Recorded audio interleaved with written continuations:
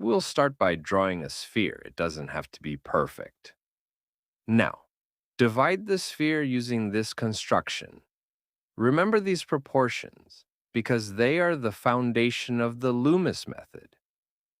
First, draw the center line through the middle of the sphere, following the same tilt as the face. Then, draw a vertical line perpendicular to it through the center of the sphere. Next, draw a line in the lower third of the sphere. Using the same distance, draw the hairline, and then add the two side planes of the sphere. This is the basic foundation of the Loomis method. Now, let's start adding the movement of the head. We'll move the center line toward the left, following the same movement as the reference. Notice how the line becomes curved. Then, extend the center line downward so we can use it to place the chin. Using the same distance, move the left side plane and draw the other side plane. This will help us determine the end of the eyebrow.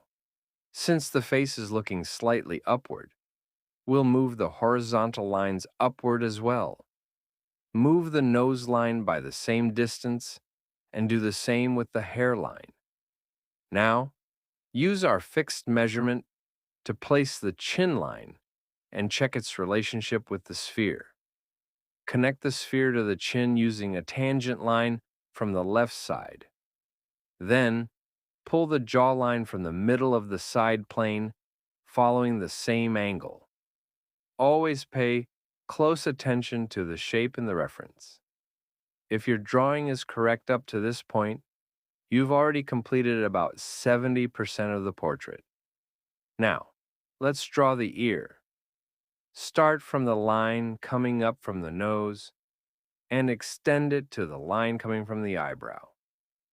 Take your time and make the ear follow the same shape as the reference. For the neck, we'll use the proportions of the head mass we already established. Pay attention to the width of the neck because it has a big effect on the overall shape of the portrait. Now, determine the width of the body using a straight vertical line. Then, complete the clothing using simple straight lines. Next, let's define the hair. From the inside, place the hairline around the forehead. Then, follow the hair that comes down toward the end of the side plane. Starting from the ears, define the outer shape of the hair. Notice that the top of the hair is higher than the sphere. The amount of height depends on the actual hair volume between the hairline and the top of the head. Now, define the shape of the hair around the ears. Once we add the hair, you'll notice that the portrait is already starting to look like the reference. Now, let's move on to the eyes. We'll divide the distance between the nose line and the eyebrow line into 3 equal parts. Place the eye line in the upper third. Then, draw 2 diagonal lines that help us transition from the level of the forehead to the eyes and then to the cheek. Now, let's construct the nose. First, determine the eyebrow width so we can understand how far the nose should extend. Because of the rotation of the head, we'll define the left nostril and then construct the wing of the nose. Next, draw the right nostril and its wing. Add the anatomical effects around the wings of the nose and the front cartilage.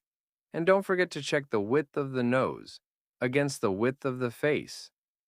Always compare the proportions of your drawing with the reference. Now, let's locate the beginning of the eye. Starting from the nose, draw a diagonal line following the reference. This line will help us determine where the eye begins. For the left eye, start by drawing the lower eyelid, then the upper eyelid. Add some thickness to the eyelids so we can later define the eyelashes. Then, draw the iris while carefully following the same direction of the gaze in the reference. Next, draw the line above the eye and pay attention to the space between this line and the eyelid. The width of the eye should be determined proportionally using the relationship between the nose and the eye. Then, complete the eyebrow based on the position and proportions of the eye. Now, let's construct the right eye. We'll use the same process as the left eye, but notice that the shape is different. The right eye appears wider and the tear duct is fully visible, unlike the left eye. Construct the eyebrow in relation to the eye, paying attention to the distance between the eyebrow and the eyelid. Then, add the thickness of the eyebrow. Now, let's construct the mouth. Divide the distance below the nose down to the chin into two halves. Then, divide the upper half into two more parts. This will help us determine the distance between the nose and the upper lip. Start by drawing the V shape of the mouth. Then, draw the center line of the lips. From this line, determine the width of the mouth in relation to the nose. Remember, the nose is our main reference point for building the eyes and the mouth. Now, complete the upper lip, followed by the lower lip. The lower lip should be slightly larger than the upper lip.